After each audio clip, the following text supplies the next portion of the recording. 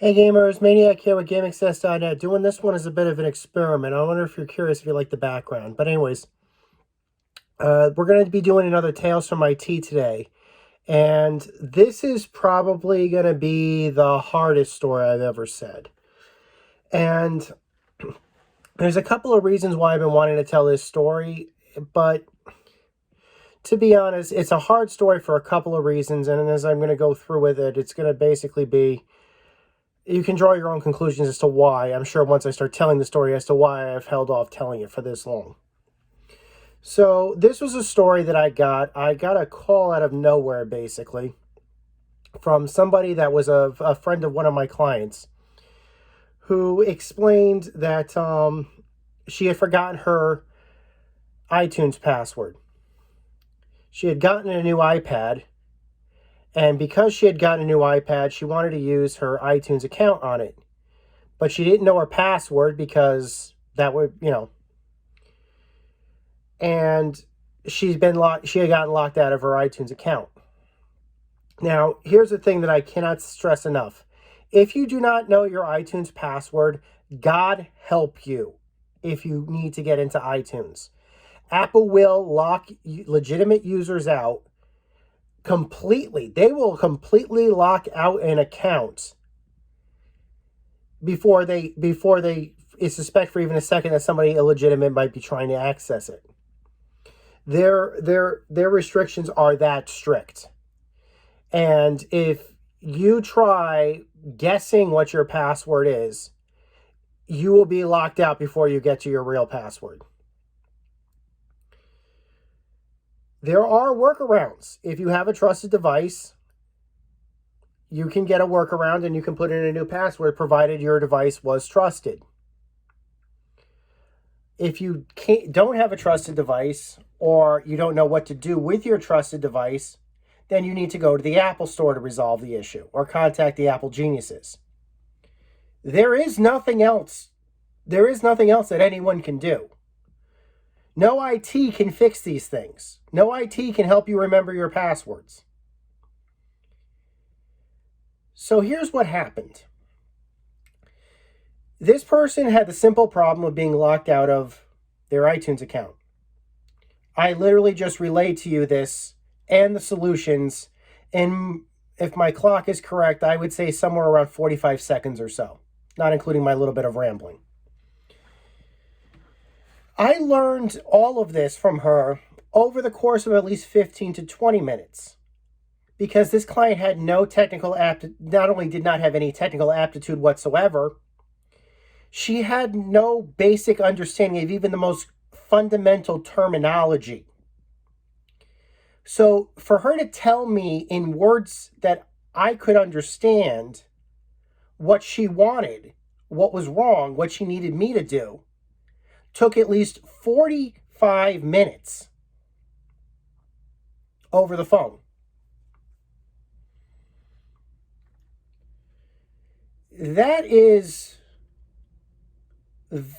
something that will test the patience of many IT people. And since then, I've actually, that is the biggest fear of any IT. A lot of times customers come to us with a problem.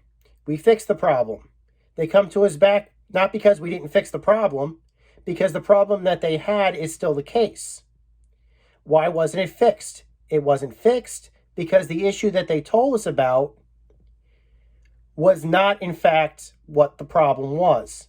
It was either something that was unrelated or something that was important to them at the time, but it wasn't the underlying issue. So that can be a problem. This was not just this case, this was the fundamental test case that proved that.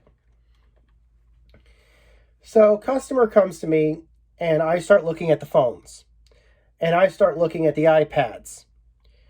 And I'm trying my best to listen to her, but the truth is that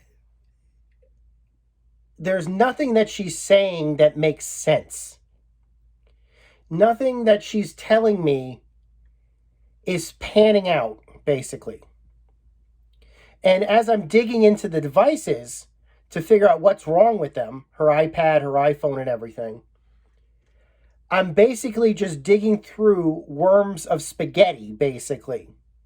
But I'm getting somewhere. It's taking time, but I'm at least getting somewhere. I'm trying to figure out what the heck is going on. Why can't she access her apps? Why is she locked out of her apps? Her passwords seem to be working. What is going on here? And then after about an hour of messing around with her devices, I finally understand what had happened. And I finally got her to confirm what had happened, which she was just unable to do.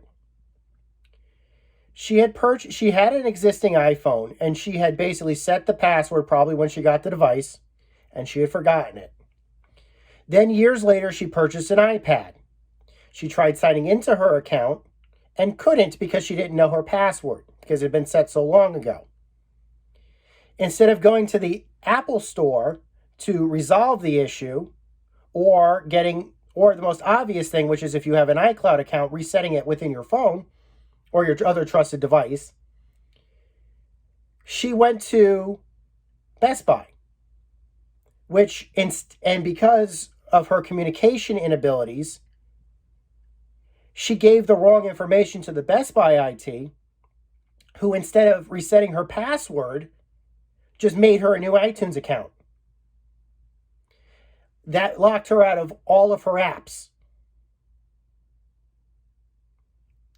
And then when she realized after she got home that she got locked out of all of her apps, she went back there and they just simply reset her password again, but on the incorrect account.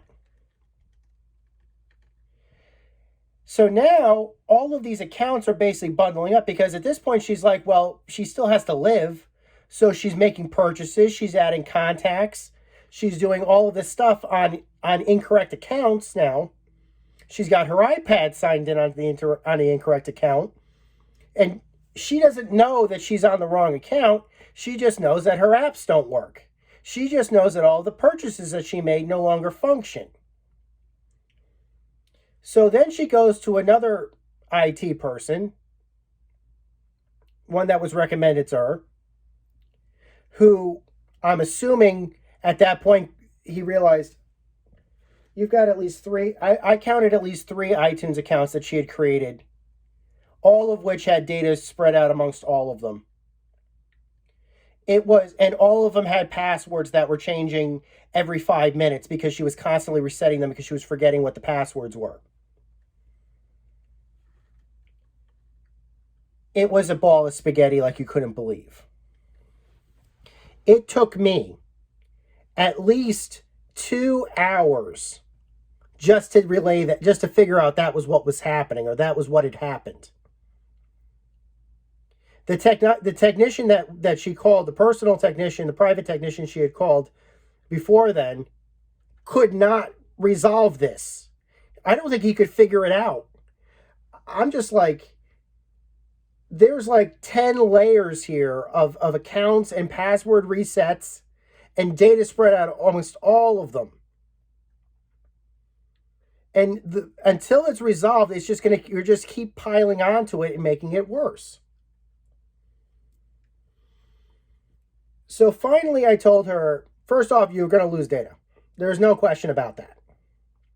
Secondly, once I figured out which her real account was that had her original purchases on them, of course she didn't know her passwords to that. She's still locked out. But she at least did have the phone as a trusted device for that account, even though it had other stuff on it. It was still logged in as a trusted device. So I made the decision, we have to make an appointment with the Apple geniuses and we have to resolve this. Those are the people that we should have gone to those are the people that you should have gone to in the first place. And you will lose data.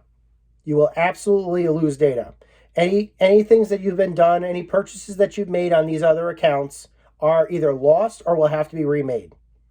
But from what I could tell, based upon when I was looking at the accounts, there wasn't much there anyway. They were throwaway burner accounts, basically. And so the soonest that we could make an appointment for her was like at least a week and a half behind. because there was no way that she could reset her password through the Apple account, through apple.com, because she had tried so many times to reset it and put in fake numbers. Apple had the account locked up. And Apple will punish users who forget their passwords and try, because what they will do is they will not just lock your account, they will wait as much as 15, 30 days to allow for a reset. They're that stringent. And that's basically what happened for her. We had to either we wait 15 to 30 days for Apple to send a link when I wasn't going to be available, or we tried to make an account with the Apple appointment with the Apple Geniuses, which was the other option.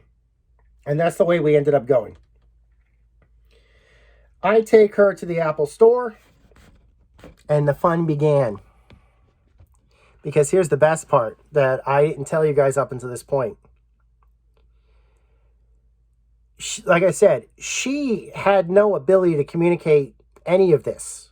It took me 2 hours. Obviously, what I just told you and spent 5 minutes relaying, it took me hours of search and rescue, basically, to figure out what the issue was that was going on. She had no idea what to even say to the Apple Geniuses. So I bring her to Apple when we finally have our appointment. I tell them she's locked out of an account. Here's the account. This is a trusted device, or it should be a trusted device. I need to get her passwords reset so that she can reaccess the accounts, and that she can reaccess her, so she can put this account on her iPad. The genius realized that she had had as many as 4 accounts created.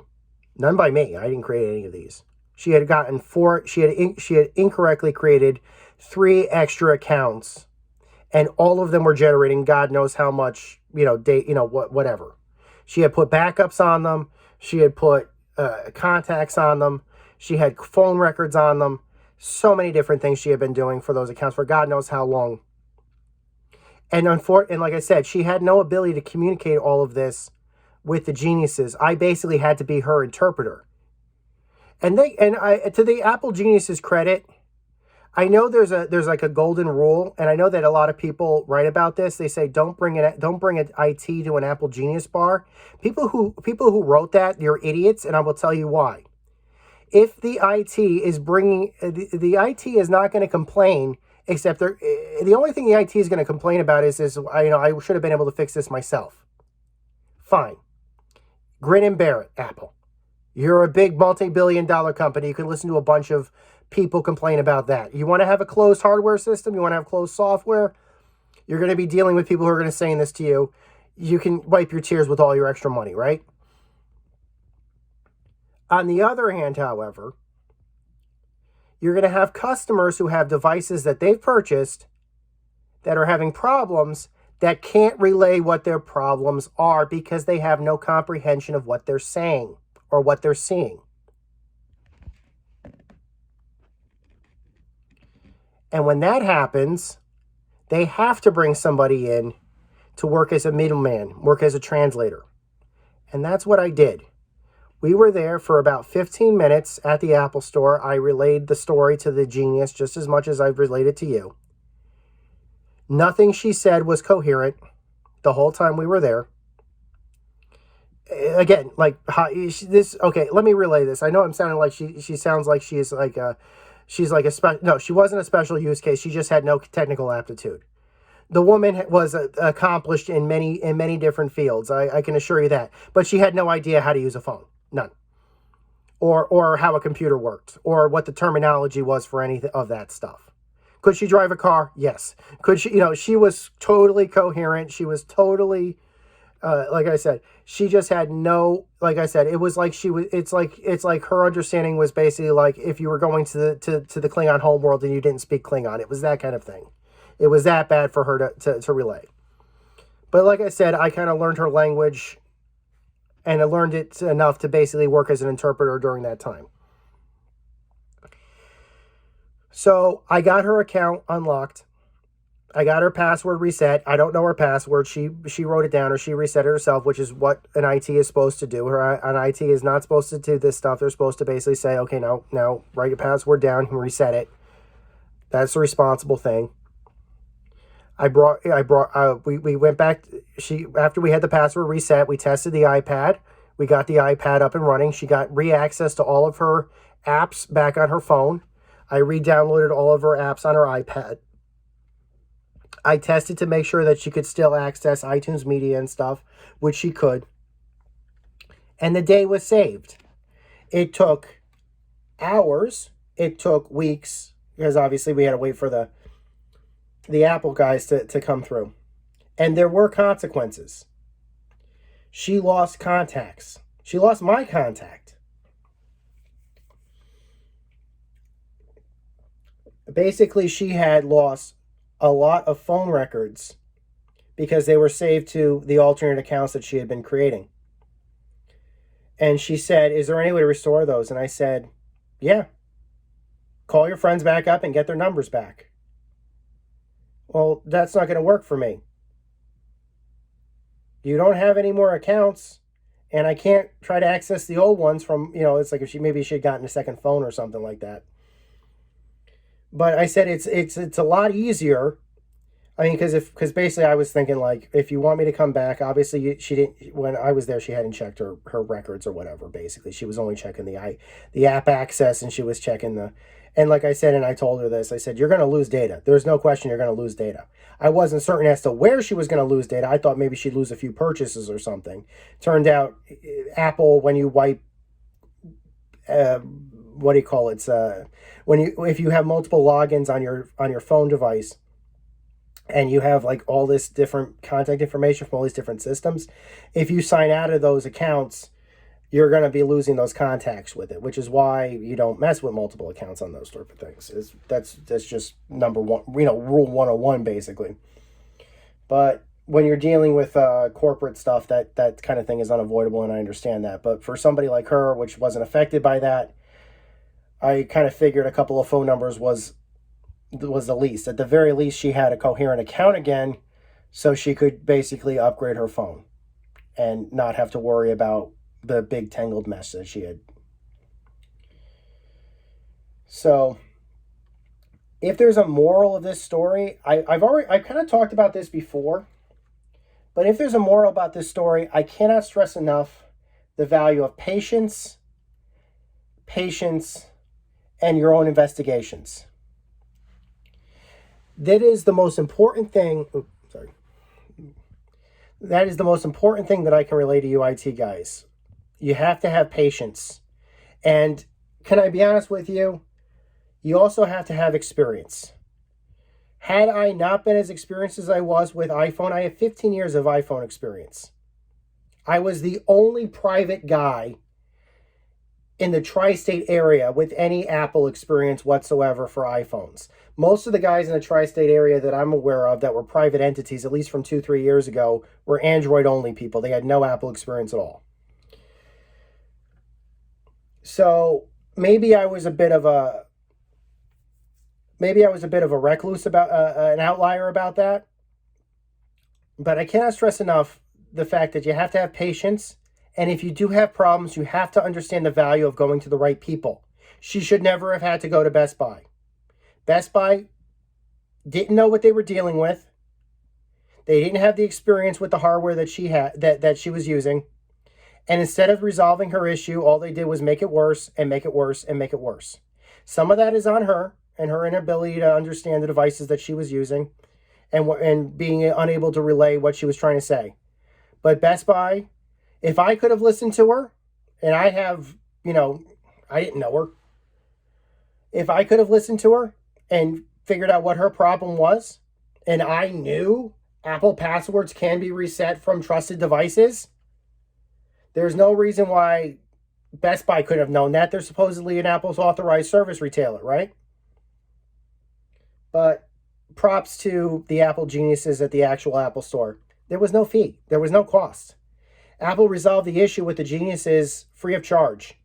The only fee that she paid was my fee, which was based upon my time, and she took up a lot of it. Well, I hope you guys enjoyed the video. Until next time, guys, my name is Maniac with GameAccess.net. Take care. Over and out.